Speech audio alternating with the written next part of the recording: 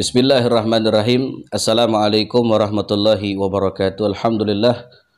Wassalatu wassalamu ala asyrafil anbiya'i wal mursalin Sayyidina Muhammadin wa ala alihi wa sahbihi ajma'in, amma ba'du. Pemirsa RM Channel TV yang dirahmati Allah Subhanahu wa taala, semoga kita terus berada dalam jalan Allah dan jalannya Nabi besar Muhammad sallallahu alaihi wasallam, dan semoga Allah Subhanahu wa taala karuniakan keberkahan, rahmat dan barakahnya buat kita semua. Amin ya rabbal alamin. Baik, pada kesempatan kali ini saya akan membahas tentang bagaimana sikap seorang penimba ilmu agama. Ini harus diperhatikan nih.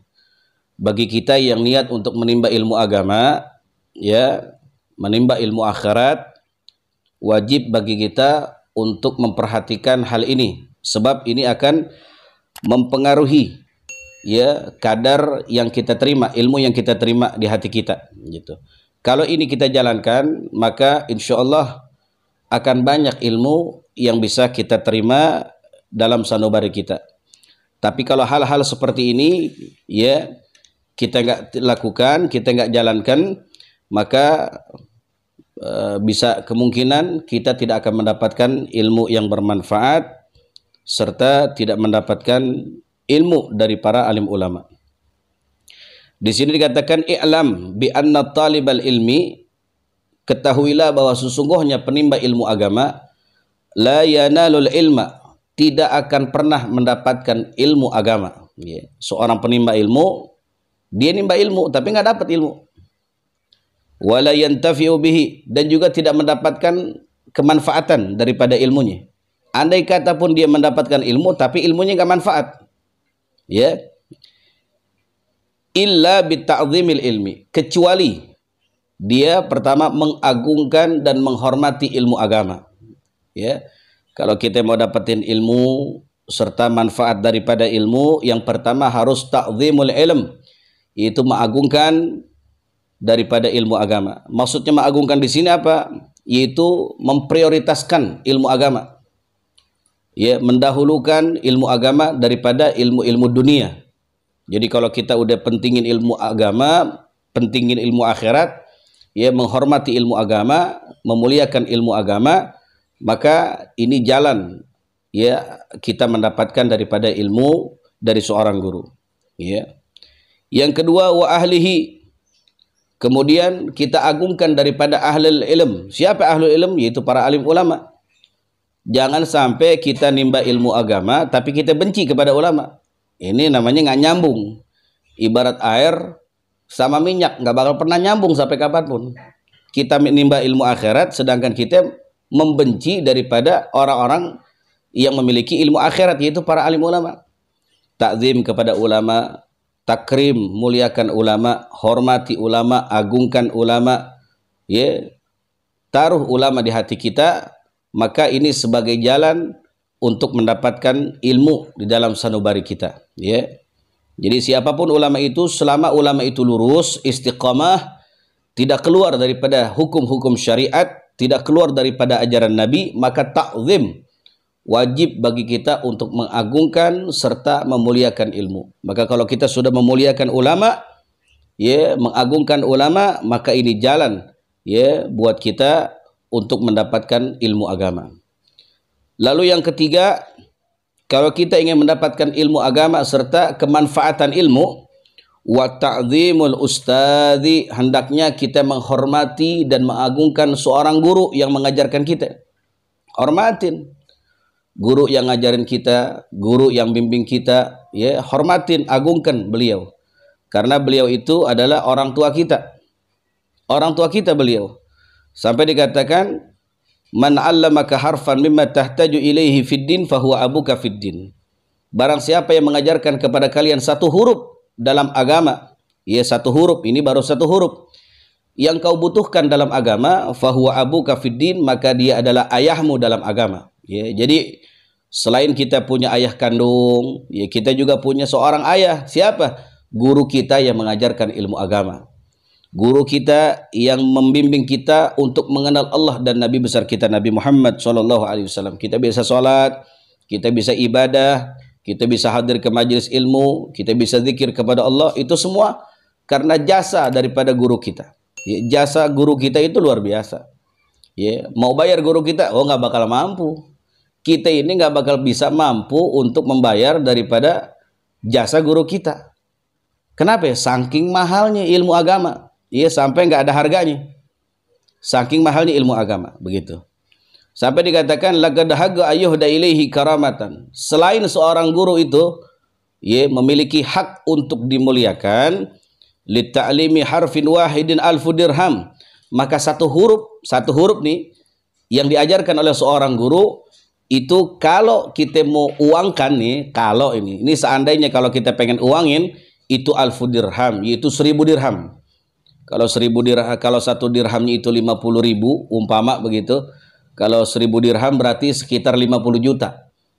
Ada yang mampu seorang murid bayar guru satu huruf yang diajarkannya 50 juta. Ada yang mampu? Enggak ada yang mampu.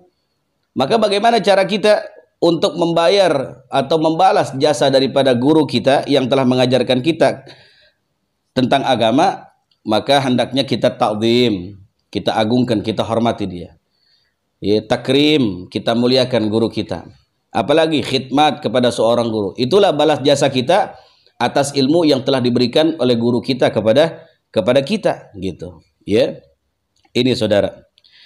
Kemudian di sini dikatakan man arada ayyakuna ibnuhu aliman. Barang siapa yang menginginkan anaknya menjadi orang alim, fayan bagi ayyura'iyal ghuraba minal fuqaha. Hendaknya dia berbagi kepada ulama. Ya, wa yukrimahum, kemudian muliakan ulama, wa yu'azzimahum, kemudian agungkan ulama, wa yu'tihim syai'an, kalau kita punya sesuatu kasih ya sesuatu itu kepada ulama. Kalau kita punya anak pengen jadi anak soleh, kalau kita punya keturunan pengen jadi orang alim, muliain ulama, kasih hadiah buat ulama, ta'zim kepada ulama. Fa illam yakun ibnuhu aliman yakunu hafidhuhu aliman. Andai kata anaknya nggak jadi orang alim, cucunya nanti bisa jadi orang alim. Kenapa? Karena kepedulian dia terhadap ulama, kecintaan dia dan penghormatan dia kepada alim ulama dijunjung tinggi. Begitu pun sama Al-Imam Ghazali rahmatullah alaih, itu orang tuanya bukan seorang ulama begitu. Tapi karena orang tua ayahanda daripada Al-Imam Ghazali rahmatullah alaih, ya, sering memberi makanan kepada para alim ulama, ta'zim, muliakan ulama, menghormati ulama. Akhirnya keturunannya yang bernama Al-Imam Ghazali rahmatullah alaih menjadi ulama besar kaliber. Siapa yang tidak kenal dengan Hujjatul Islam Al-Imam Ghazali? Sebab apa? Sebab ayahnya Imam Ghazali dulu ta'zim, ya, mengagungkan, menghormati dan berbagi kepada para alim ulama. Begitupun sama dengan kita. Ya, begitu. Maka siapapun di antara kita yang ingin menimba ilmu agama serta mendapatkan manfaat daripada ilmu agama, udah nggak ada jalan lain. Ya, utamakan ilmu akhirat, agungkan ilmu akhirat. Ya, naruh kitab jangan sembarangan, naruh Quran jangan sembarangan, harus diagungkan itu ilmu. Ya, naruh ratib jangan sembarangan, semaunya kita, lebih rendah daripada pantat kita, maaf. Itu nggak boleh, harus kita taruh di tempat yang paling tinggi. Ya, Quran, kitab, buku-buku ulama harus kita taruh lebih tinggi. Itu apa? Ta'zimul ilm. Itu namanya mengagungkan ilmu. Kalau kita sudah berbuat kayak begitu, sikap kita kayak begitu terhadap ilmu-ilmunya para alim ulama, maka insya Allah pasti kita akan mendapatkan ilmu. Pasti kita akan mendapatkan manfaat ilmu. Tapi kalau kita sembarangan, ya, naruh kitab sembarangan, ya, dianggapnya pendidikan umum lebih utama daripada pendidikan agama. Nanti kalau anak saya mondok pesantren bisa jadi apa? Begitu. Paling jadi ustadz besek begitu. Jangan berpikir begitu. Ya, jangan salah begitu ya. Justru anak-anak kita yang kita masukkan ke dalam pondok pesantren, satu, ya, akan terpelihara akhlak mereka. Ya, yang kedua, mereka akan mempelajari, memperdalam ilmu agama sehingga kita sebagai orang tua alhamdulillah punya anak yang sudah terbekali dengan ilmu agama.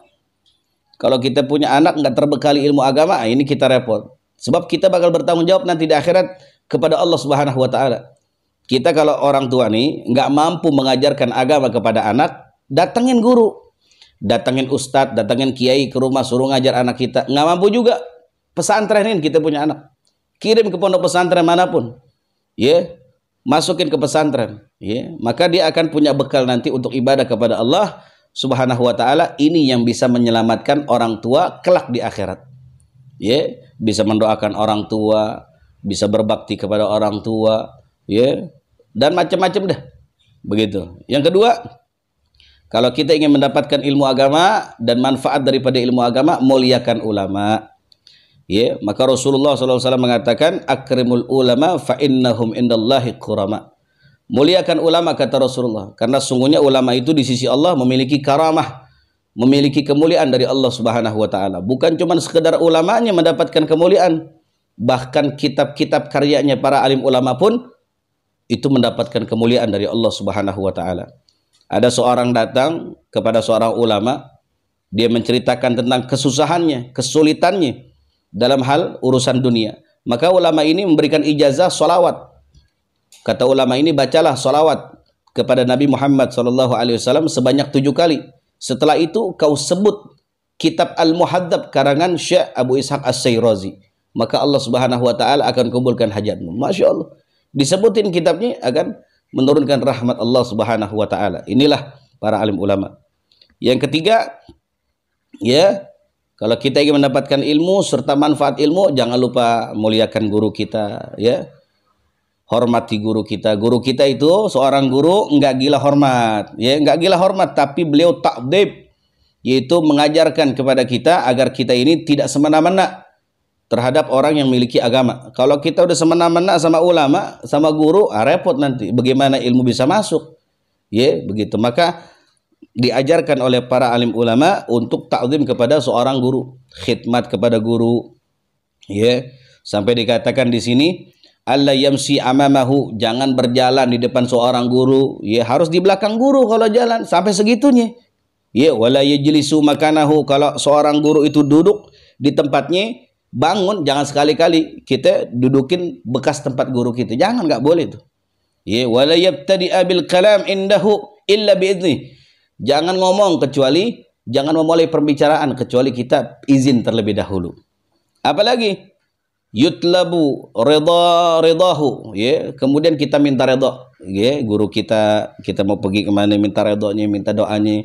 Lagi kurang sehat orang tua kita, guru kita, anak-anak kita, minta doanya sama orang tua, minta redhonya, saya pengen usaha, saya pengen kerja, mulai kerja, minta redhonya, minta doanya sama guru. Ini diajarkan oleh para alim ulama begitu. Apalagi wa istanibu sukhtahu, kemudian hindarkan daripada kemarahan seorang guru. Jangan bikin kesel guru, jangan bikin marah guru, ya, karena kelakuan kita, sikap kita, mungkin perkataan kita, bercandaan kita yang membuat guru marah kepada kita. Jauhkan gitu. Wa yamtasilu amrahu fi ghairi ma'siyatillah, ya, dan juga menjalankan apa-apa perintah dari seorang guru selama perintah itu bukan kemaksiatan kepada Allah Subhanahu wa taala. Kalau selama itu perintah tidak melarang syariat, guru kita perintahin, taat, sami'na wa ata'na. Tapi kalau guru kita udah merintahkan kita kepada sesuatu yang bersifat maksiat, maka jangan kau taati. Sebab dikatakan la ta'ata li makhluqin fi maksiatil khaliq. Jadi tidak ada ketaatan kepada makhluk dalam hal kemaksiatan kepada Allah Subhanahu wa taala. Kalau guru kita menyuruh kita kepada hal kemaksiatan kepada Allah, jangan diturutin. Ya, jangan dipatuhin. Tapi kalau guru memerintahkan kita kepada hal-hal yang membuat Allah redha, maka jalankan perintah guru. Insya Allah kita akan mendapatkan ilmu yang bermanfaat serta ilmu yang bisa kita amalkan dalam kehidupan kita sehari-hari. Nah, inilah yang harus diketahui oleh para penimba ilmu agama biar mereka betul-betul mudah menerima ilmu disanubarinya daripada seorang guru. Ini saja, mudah-mudahan bermanfaat. Assalamualaikum warahmatullahi wabarakatuh.